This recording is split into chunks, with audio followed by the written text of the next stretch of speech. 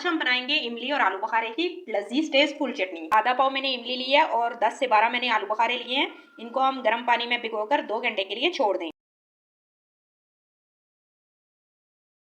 2 घंटे के बाद इमली का पल्प जो है वो उसको मैंने अलग कर लिया है और इसमें से आलू बुखारे मैंने निकाल लिए हैं। ये हम बाद में बीच में डाल के पकाएंगे। इसको छन्नी से छान लेते हैं और पकने के लिए छोड़ देते हैं।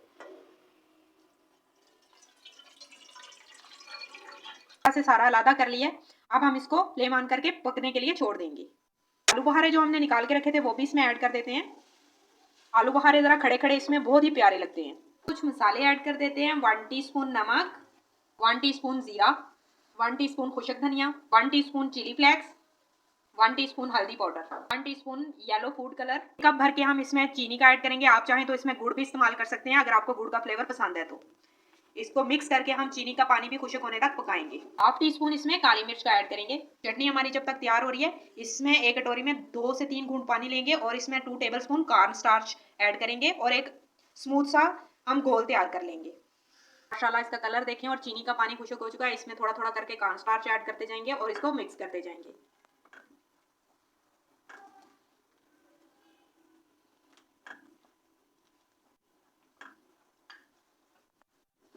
अब इसकी थिकनेस देखें, माशाल्लाह कितनी गाढ़ी हो चुकी है। ये देखें। 1 से 2 मिनट हम इसको मजीद और पकाएंगे ताकि जो कॉर्न स्टार्च है इसका कच्चापन भी खत्म हो जाए। इस तरह की थिकनेस इसमें आ जाए तो आपने इसको उतार लेना है।